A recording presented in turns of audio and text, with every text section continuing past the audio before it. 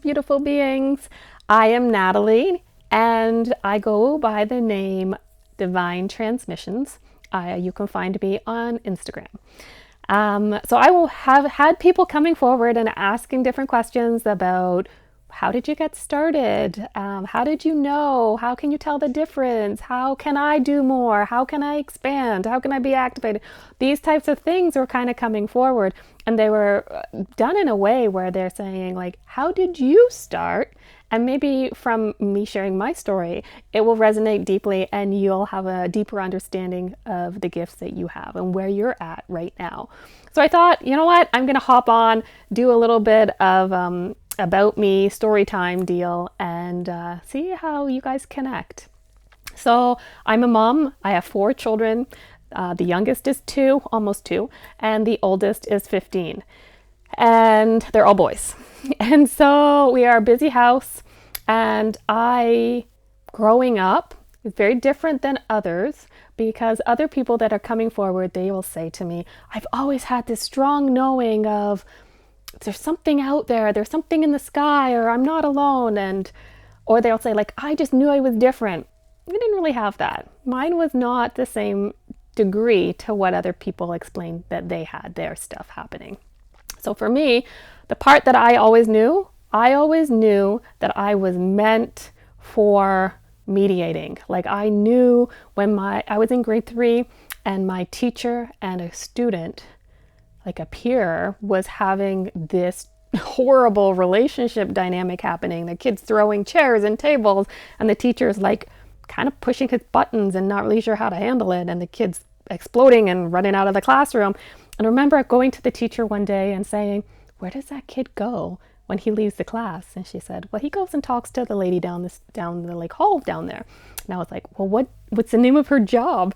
And so she's like, oh, I think she's a therapist of some kind. And I was like, sweet.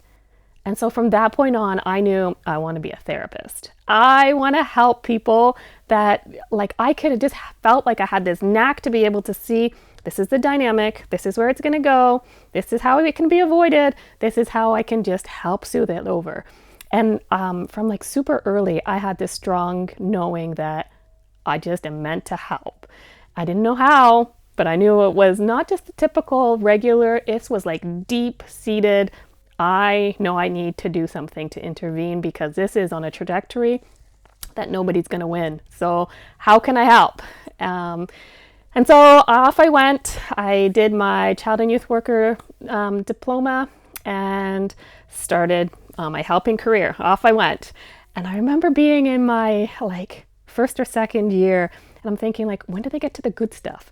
Like the part where, like, whoa, that's crazy, that's happening. And when my colleagues were like, I hope this doesn't get like more intense than this. And I was like, well, I'm waiting for that. Like, so anyways, I knew I was different.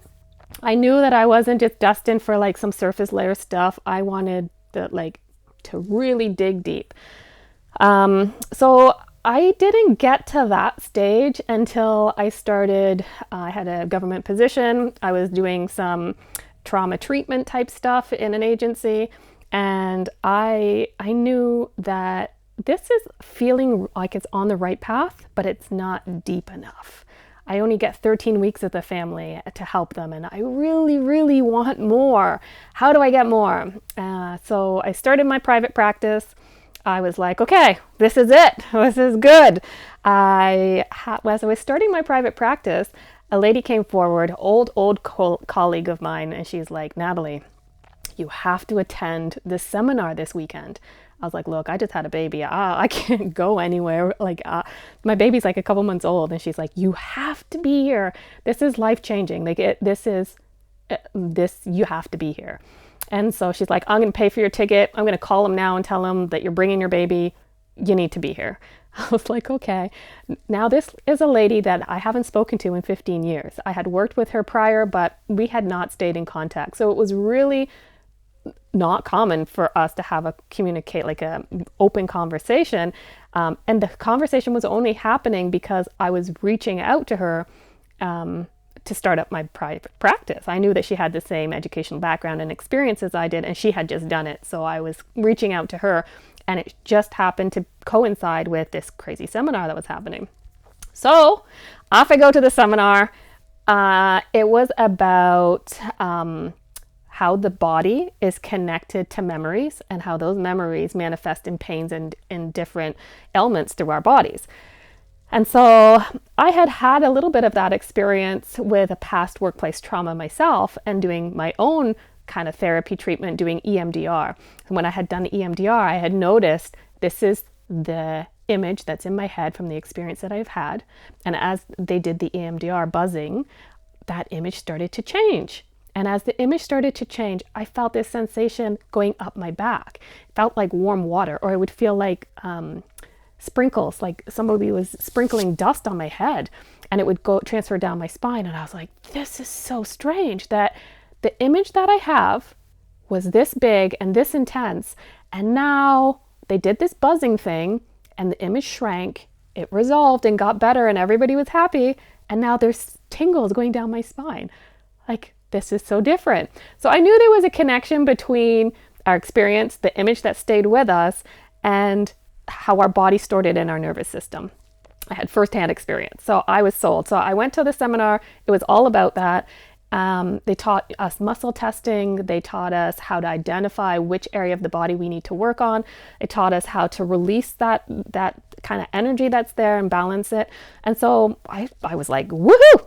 I've got to where I'm going. Thank goodness I have a means of helping people with their trauma, a tool. Like, I didn't have this tool before, and this is so important that it can happen in just one session where people can come in with this crazy image that won't go away, and I can work through their body really quickly, identify where the image is being stored, work that piece out, and they can be it's super fast, and they could leave and be like, my shoulder doesn't hurt, I don't have this image that keeps coming up to haunt me. Like, what did you do? And so I was doing that, and soon I felt a little bit like Dolores Cannon, where you start messing with people's nervous systems and their memories, and you soon you're walking here, and then all of a sudden down the little rabbit hole you go, and you're on the other side. So I started accessing people's memories that weren't their 3D or conscious memories. They were memories that they didn't have recollection of, but their body did, their nervous system did, and I called it their soul journey. So they, somewhere in their soul's journey, they had a stored memory that stuck in their shoulder, or stuck in their chest, or stuck in their throat chakra, or somewhere in their body they had stored it. And so I was going along my merry little way, helping people with their little body things happening. And I started discovering people's memories that they're like, I don't have any memory of that, but I remember being really scared of the dark as a child, or really scared of the water. And so these deep-seated fears, and they couldn't really articulate why they had them. And so I was exploring and finding, oh, this was from back here when you had a life in Atlantis. And so that was a whole new thing that started to open up these people's past lives, and going in and just helping understand what was happening to them at the time where they were having this past life. I was pulling the image forward for them, and they're like, oh my goodness, that makes so much sense. Yes, my aunt and my this and my, they were just kind of putting the pieces together as I was viewing the situation. So similar to how Dolores Cannon would put her client under hypnosis and ask the subconscious what was going on, I was doing the opposite, where my client wasn't hypnotized, but I was able to access their subconscious and view it like a movie, like, oh, I see what's going on here, and then this person enters, and then that happened, and it would go right back to, like, I would be in the hospital, and the person would say, like, I have this major fear of having this operation. I don't know why, it's not logical. And I'd go in and I'd be like, oh my goodness, you have a life where the doctors sent you for a routine, like, carpal tunnel surgery, and when they opened you, you actually had a whole thing of cancer going on, and that was just how things progressed to the end, and you moved into a new life. And so she was like, okay, I understand these things. So as I was doing that kind of work, it expanded my need for more gifts. to come forward so I could help more people. And so as I had a need for more, I was sort of granted more. My abilities grew with what I needed. And so I had another baby. Baby number 4 comes along. I was like, okay, sweet. I'm like well seated in my private practice doing my, like, it's a bit like muscle testing and kinesiology and trauma therapy, like all rolled into one, and past life regression and accessing akashic records. And I thought, like, okay, like we're good. I can see all these things that I want to see. I can pick them apart. I'm good. This feels good. So I had my baby and I developed this like pain in my chest. It wasn't even like, it was in my shoulder chest area. And so I was like, what is this pain? And I kept kind of like holding space for it and like thinking, okay, is this chakra? Like I'm listening to different frequencies. I'm trying to like move it through. I'm like, is this something related to the birth? Like we're about 4 months past now and I still have this pain and it's not getting better. It's getting worse. And like of all places to have a pain, why my heart chakra? Like what is going on? I'm like, somebody's responsible. Like what is happening here? And so I'm having a bath one day and I'm closing my eyes and all is great. And I happen to like look up and to the side and there's an angel that's there. And I'm like, hey, you're an angel. And he's like, yeah. And I'm like, are you like, is this real? Is this like for real, for real? And he's like, yeah. And I'm like, why are you here? And he's like, I want to show you the meaning of true love. And I was like, okay. Like, I feel like I know the meaning of true love. And he's like, no, like, I'm going to show you what it feels like. I'm going to put this energy through your body and you're going to feel what it feels like. And so I can still feel it. It's like super powerful as he sent his energy. And I was like, oh, that feels so good. Like, I didn't know what that felt like. And he's like, yeah, anytime you want to feel it, you can just pull this up and you can feel it. And I was like, that's amazing. Okay. And so I was like, sweet.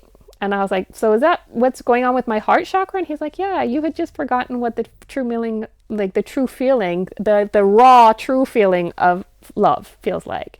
And I was like, okay. So my heart started to like clear out and it felt a little better. And I'm like, okay, that feels good. So I thought we were good. So the next day I'm having a bath again and along comes the angel and I'm like, now I'm concerned. I'm like, when people start seeing angels, it's not typically a good sign. Like, are you here to take me? And he was like, well, if you would like. And I'm like, wait, I have a lot of kids and I can't just be like leaving my kids to come with you. But tempting because that feeling is super good. He's like, I understand. He's like, I was actually sent to give you the choice to stay here on earth and work with us or to come back and work with us. And I was like, what? Wait, how would I get back to work with you? And he's like, oh, you would have had a car accident. And at the time that you had a car accident, I would have come to your bedside at the hospital and I would have given you the choice at that time. Would you like to stay? Would you like to come? And I was like, okay, well, how would I have had the car accident? And he's like, you would have been going to one of your sessions. You would have looked both ways at the stop sign. You would have pulled out and just been T-boned. And I was like, oh my gosh, that sounds awful. And he's like, well, I don't know how else we would have gotten to you to give you the option, but the question still remains, would you like to stay or would you like to come?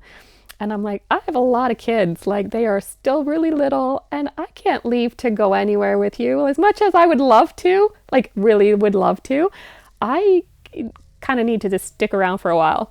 And he's like, okay, no, that like fair enough, that's good. And so he's like, if that's your choice, that we respect, that's your choice. And I'm like, you're not gonna like be sneaky and try to take me anyway? He's like, no. If you want to stay and work on earth, you can stay and work on earth. And I was like, okay, now let's get to the work part. How does that go? Where I'm working for you, working with you? I'm not quite sure what's going on. And he's like, let me show you. And I'm like, okay.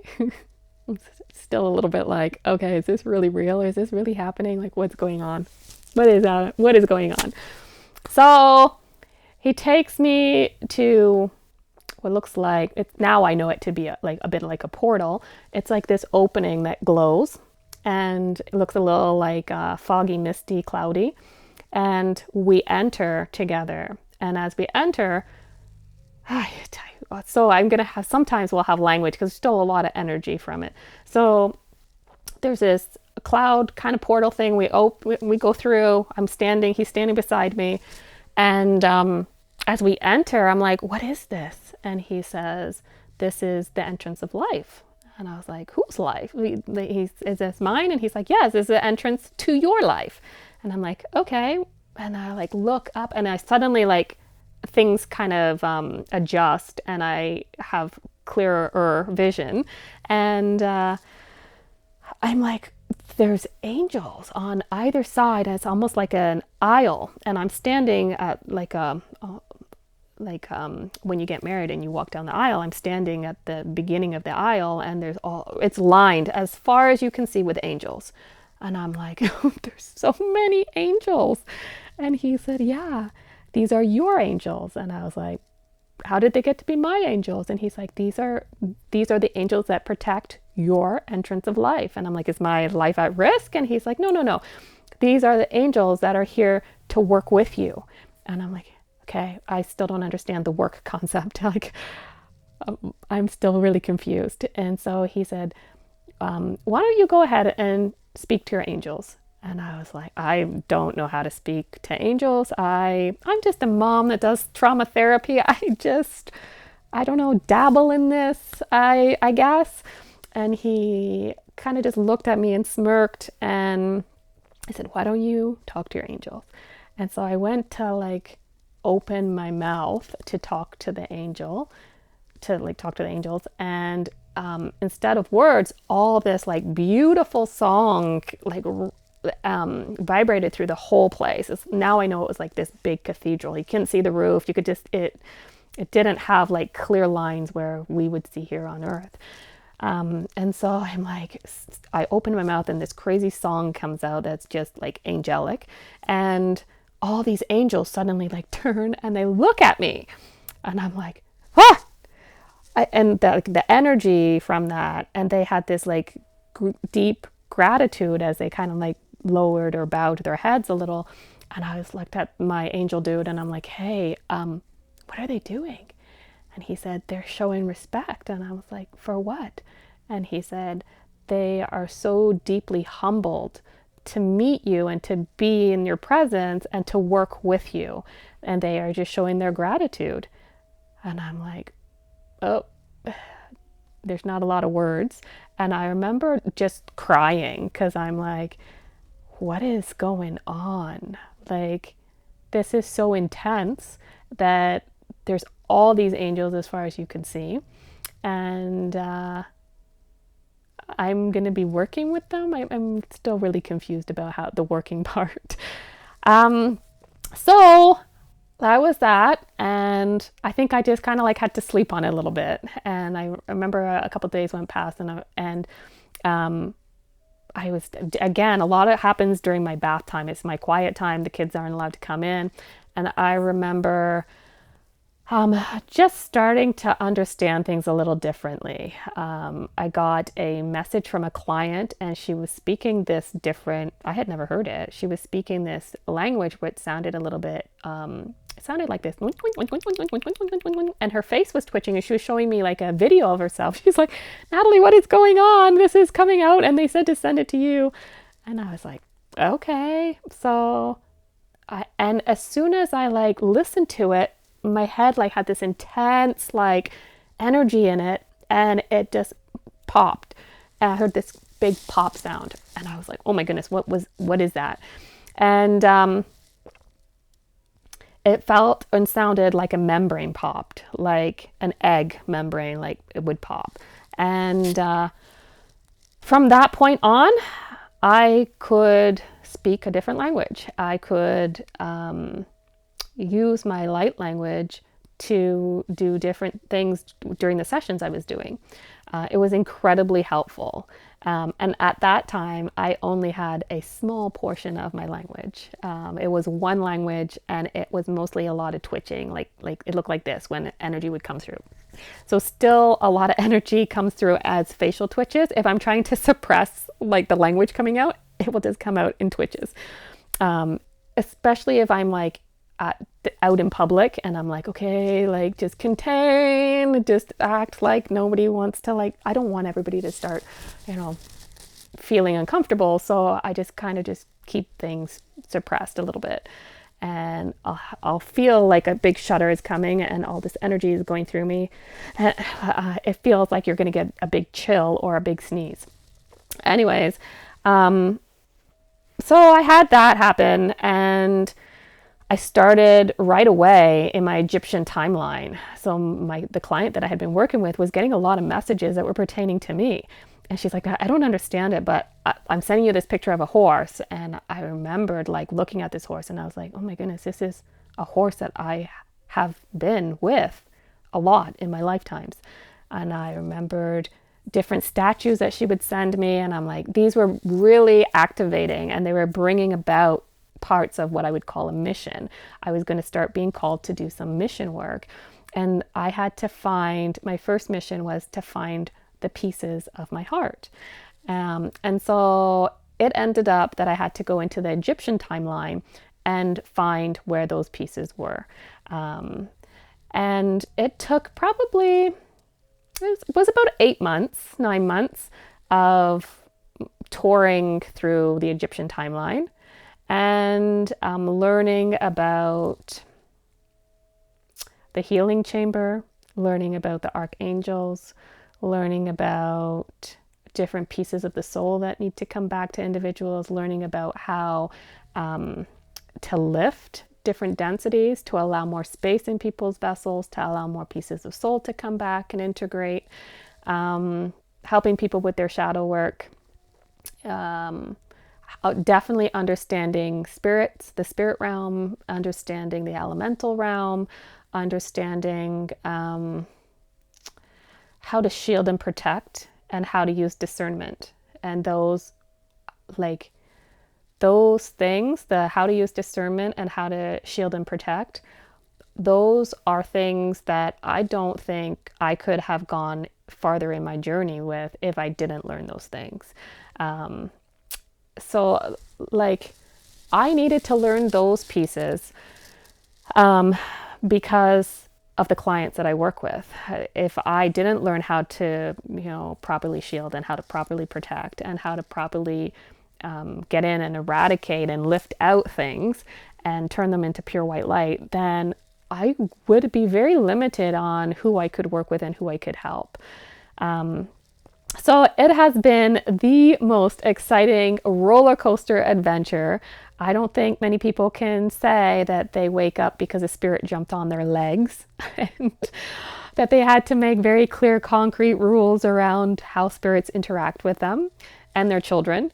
I think my experiences are quite unique when it comes to the range of gifts that have been bestowed on me and that I'm allowed to kind of work within. So I think of it a little bit like octaves. Some people work within this octave and this frequency, and other people have quite a range of frequency and octaves that they work within. And I feel like my range of octaves is pretty large. So I go and I work with the angels, the different extraterrestrial or sky people, or people that are from different planets. They'll come in and they will come and they'll do some work. I'll work with the Egyptian gods. And so not so much now, but when I was working the Egyptian timeline, I would do a lot of like working with the different gods and understanding the I guess just who they are and what they did and how that time looked. And so one of the really cool gifts that I have is the ability to be able to imagine something, or I would say pull it up in my memory, pull it up, look at a picture of something and like hold it in my head. And then I can go to that place. I can go and I can touch that thing. So when people talk about the Sphinx, I can go and I can like look and do a like an aerial view and look under and lift things, and it's such a cool and extremely helpful ability to be able to drop into things and have a look. Um, uh, it's helpful for my clients when they start explaining something and I'm like, oh, just hold that a second, I'm going to go have a look and experience it through your eyes, and kind of drop into you and experience it as if I was you, to see what you're seeing and feeling. So that part really is helpful when looking at relieving some of that trauma that's there. The client doesn't have to experience that. I go in, I experience it, and as I'm standing beside the client in that lifetime, and I can feel their energy and their nervous system becoming activated, I can use my light language to neutralize it. I can also call in different beings to say, you need to come help us. You need to come be with us. You need to, process through this situation with us so that it integrates back here and lifts some of that feeling for this individual. So it has been super powerful to have sessions with clients and quickly just clear out some of these things. I'm trying to think some of the questions that people have had around what is the difference between astral traveling, lucid dreams, dropping in and remote viewing. They all feel sort of similar, but yet very different.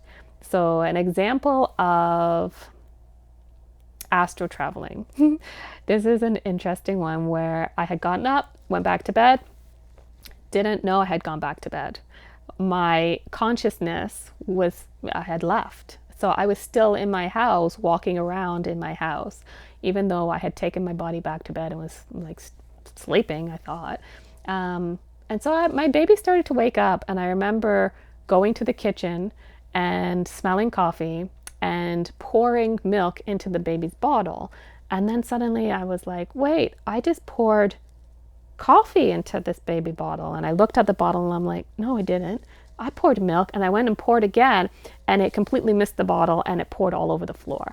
And I was like, what is going on here? And then I remembered, oh, right, I think I'm actually astral traveling. Like, I don't have a body. And I was like, oh, right, I think I left my body back in bed. And so off I came back to bed and got back in, and I was like, yep, this is right. This is accurate. This is what it is. When I drop in, I hold an image of something and go to what it is, and I'm completely awake in the middle of session. I can in and out. I can still talk. It feels very different, but I'm witnessing as a witness and asking for the details. So that is dropping in. And then when I am lucid dreaming, I am asleep. I am in my body, but I am consciously awake. And I am working with the beings. I am communicating with them. I am helping them open things, close things, touch things, energize things, move things, showing people things, talking to different people. I'm going to people in their dreams and talking to people. Like, I'm awake in my dreams. And so that would be the difference for me around the different, definitions.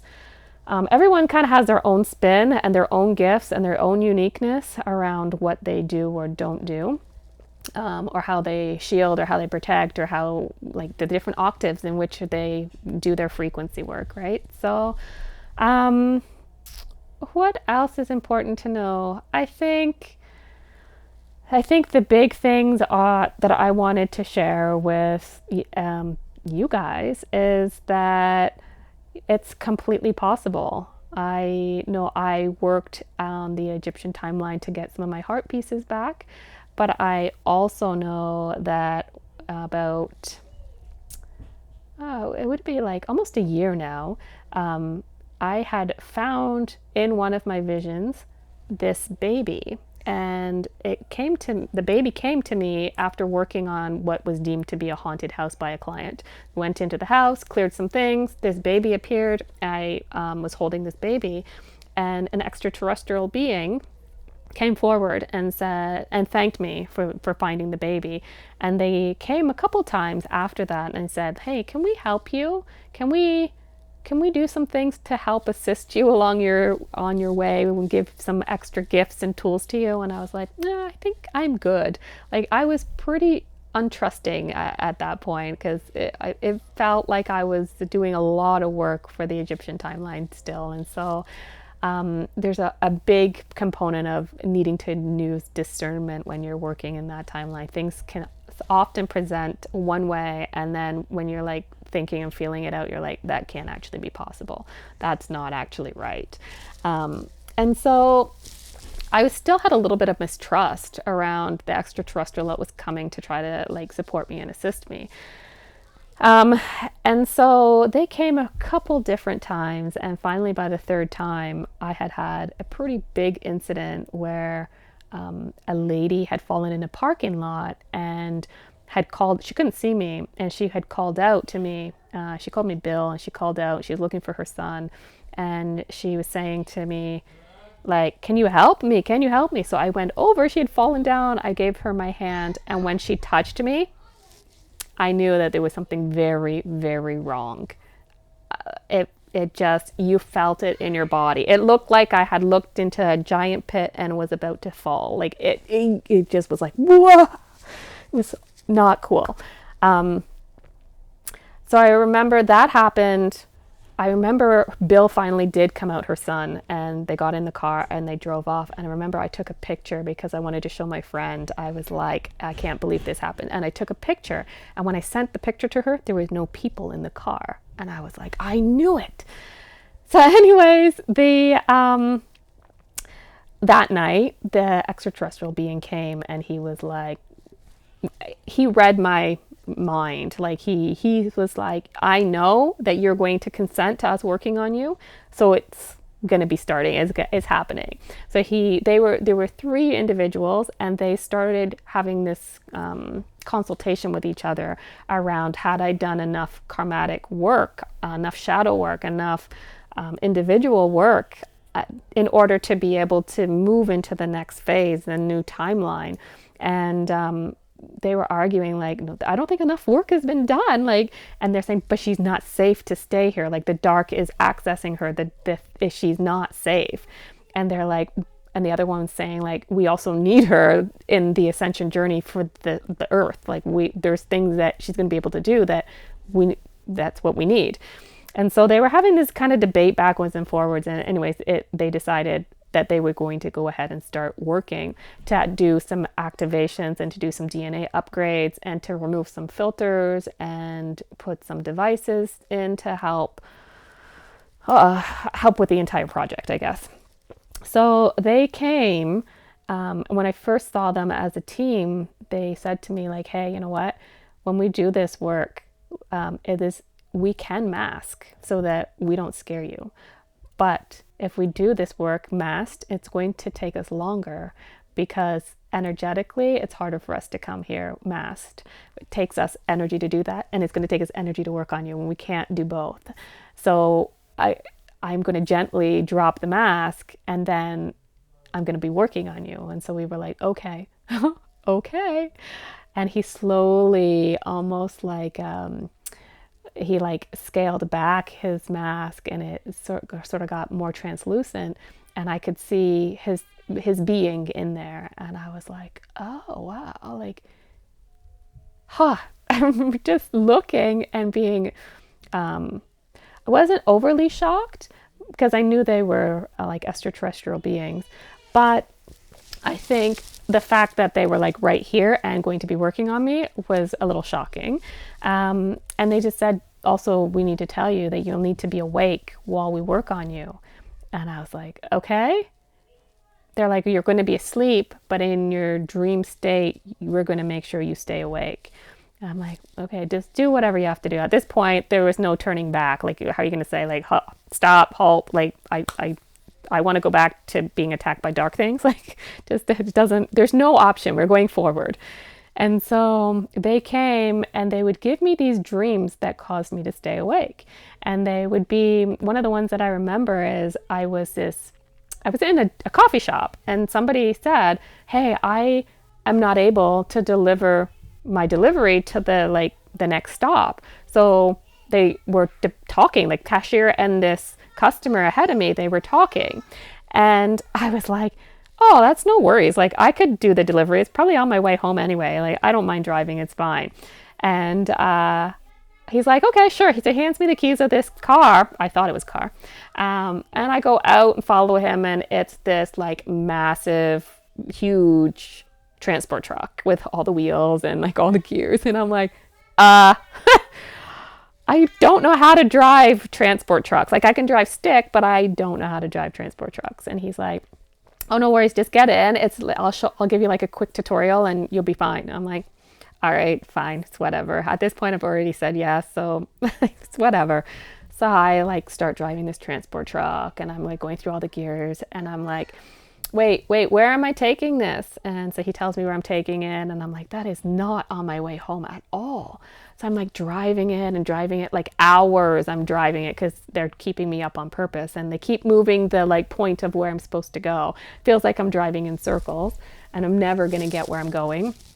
And then I must have fallen deeper into sleep and they were like needing to wake me up a little bit more. So they gave me a catastrophe to deal with and be more conscious about because they said like I have to back this truck up. And well, I don't know if you've ever tried to back a truck up, but where your front end is and your back end is, there's like there's a thing that happens. And so backing up a trailer is a whole new art that I had not conquered. And I told them that, like, I actually cannot back up this truck. It's not going to matter how much tutorials you give me. It just isn't going to happen. And so I could feel my heart beating really quickly because I'm like needing to drop this off. My family is waiting at home. I've already committed to this delivery dude that I would deliver his thing. And I just felt like super overwhelmed. And so that was the kind of stuff that they would do so that I would stay conscious enough so that they could do the work that was necessary. So one of the other things that they would do is they were taking out a filter one day, and I wear a retainer at night for my teeth. And one day I would keep it beside my bed, and one day I went to like reach to get my retainer, and I'm like, it's not in the case. This is really weird. Like, I've worn it for 6 years. It's always in the same spot. What is happening? And they said we had to take it. And I was like, what? Why? And they're like, well, when we put that filter in initially, your mouth wasn't in that shape. And now we're trying to take it out. Your mouth is in a new shape and we can't get it out. And I was like, okay, so what's the plan? They're like, well, we're going to give you a different retainer to wear for a couple nights.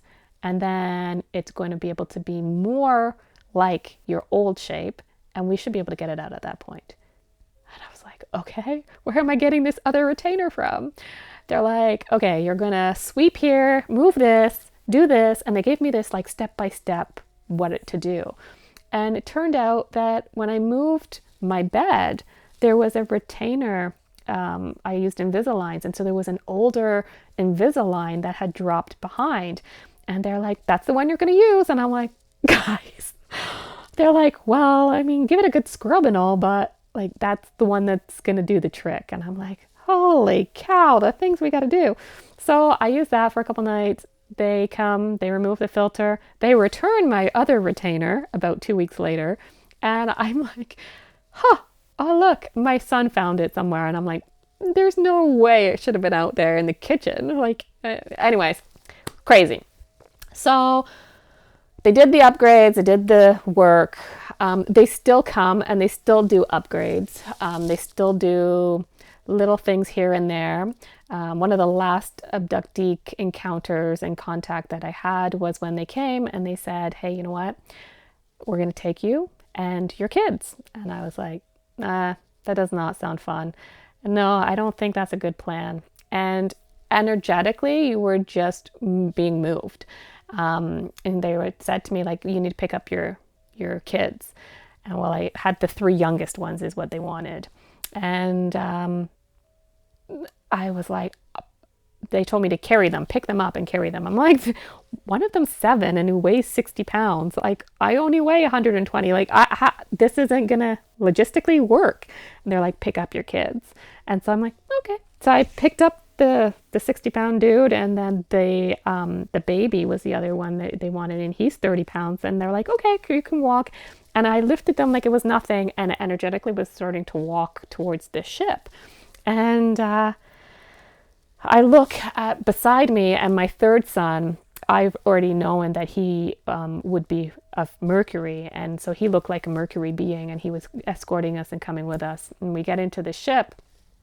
I remember sitting down, and I looked at them, and I was like, "So what's next?" And I'm like, "Wait a second, I feel like something else has already happened." And they're like, "It has." And I'm like, "Well, I can't remember it." And he's like, "I know." And I'm like, "Well, what do you mean you know?"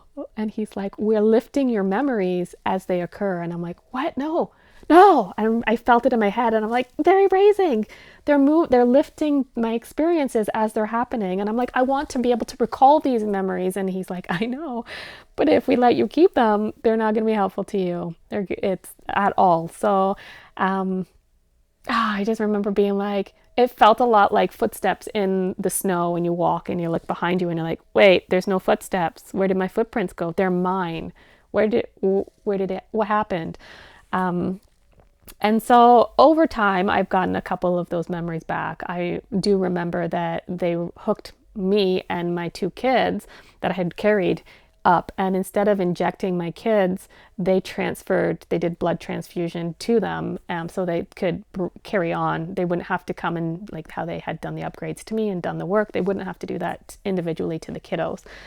And so I was like, okay, good. I'm glad that they did the work, and that they'll experience whatever pieces that they need. The other work that they had been doing on the ship was around, I guess it was just around like looking through my blood, looking through to see, okay, this is still working good, this is not, you need more of this, and I think we can use this on another thing to make sure this person gets this. So they were just kind of like still experimenting, I guess, and looking through to see when they do an upgrade and updates like that, what else they need to put in place, and how things are working. Another time they came and they told me, I'm going to work here on you, and it's going to be to send you a little bit, we call it e-armor. So as you move into a starseed timeline, which was what I had moved into, I ended up having this like bubble that is really, really high frequency around me. And they came and they were working on that. And they told me, we're going to, 3 nights, we're going to be here. We're going to be working on you. You're not going anywhere. We're not taking you in the ship. We're not doing anything. We're just coming here to work on you. Okay, cool. So I was sleeping awake in my sleep. And I suddenly heard this like, pah! And I was like, what was that? And it woke me up, and I turned to look out where the noise had come from.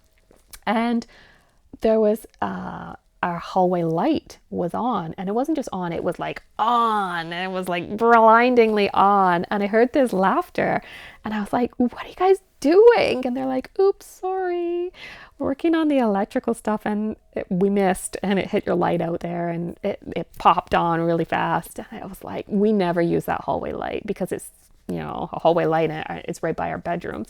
And so, I was like, man, and we just kind of all giggled.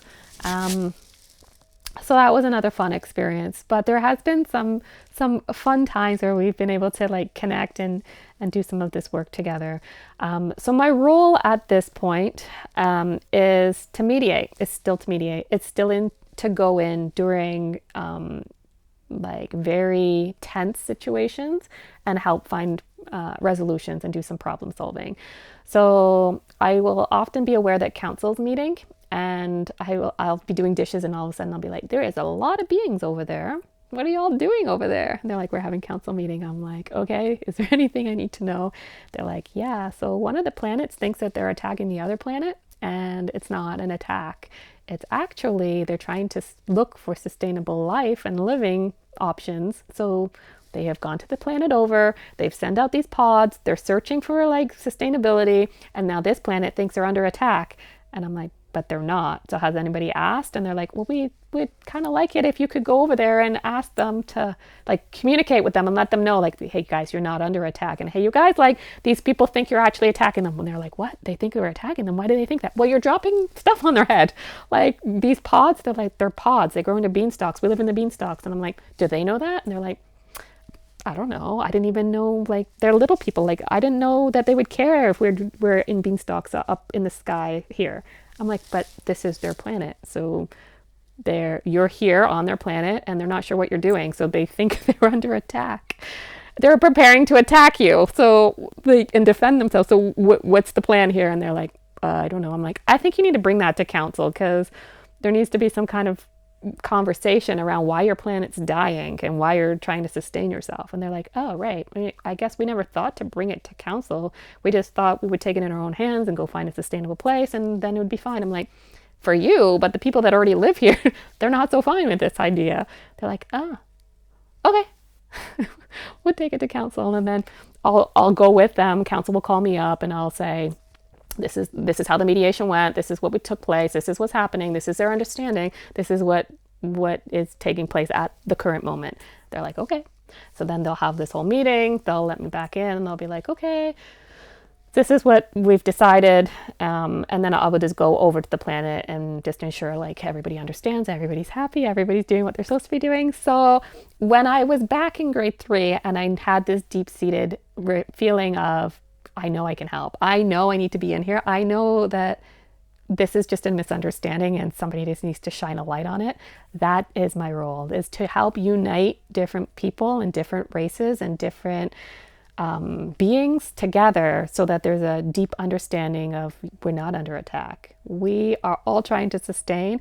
We are all shifting as a new earth comes about. And as one shift happens, there's a ripple effect.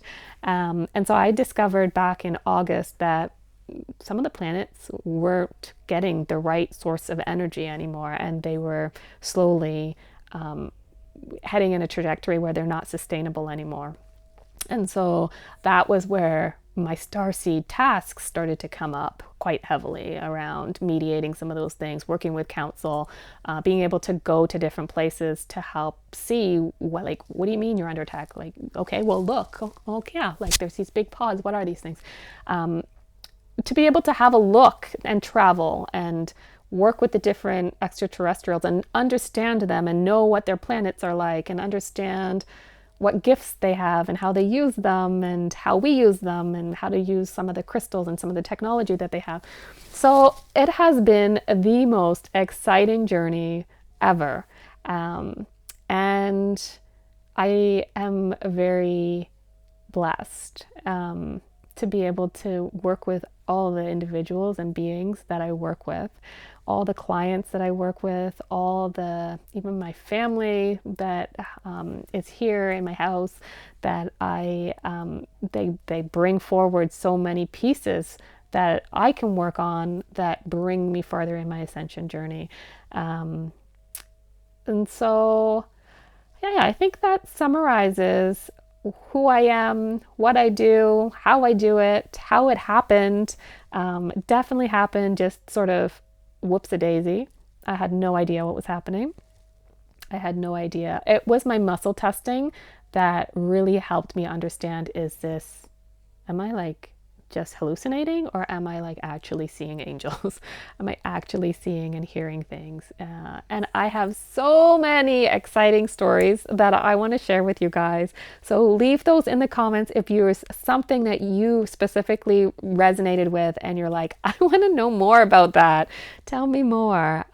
There are unicorns and gnomes and wizards and the list goes on and on. And so if there's anything that you're like wondering or just sort of just deeply, you're like, I have this thing that I don't know who else to ask, go ahead and ask. More than likely, I have seen it, know somebody else that has seen it, or I experienced it personally myself.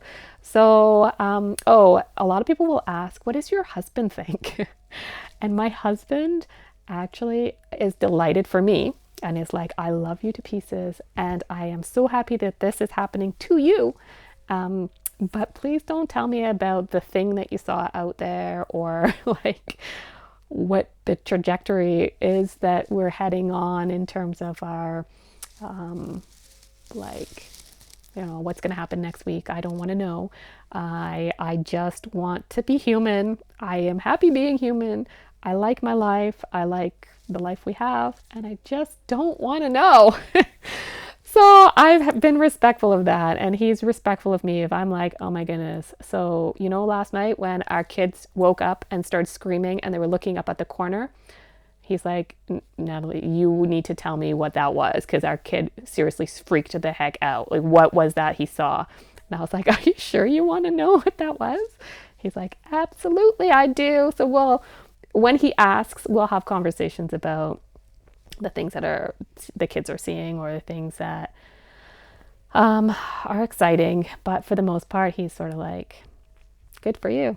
That's awesome. He believes 110%, but really his capacity for wanting to know what happens in the 5D is very limited. He also is awake, so he'll tell me different things that he's like, yeah, I had a dream that this and this happened, and we'll like start going out grocery shopping, and of course the dream starts to play out, and I'm like, okay.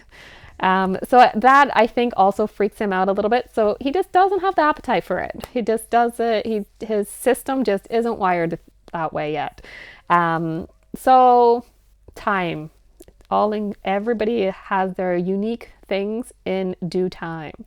And so I think when people ask that question, I'm like, it's his journey. I'm not on his time. I'm on my time. And so whatever his pace is his pace. So that's kind of neat. So yeah, absolutely. If you have questions, something resonated with you, let me know in the comments. And I'm going to just keep telling you all the fun experiences and interactions that I've been having along the way. So love and light. And I hope to see you all very soon.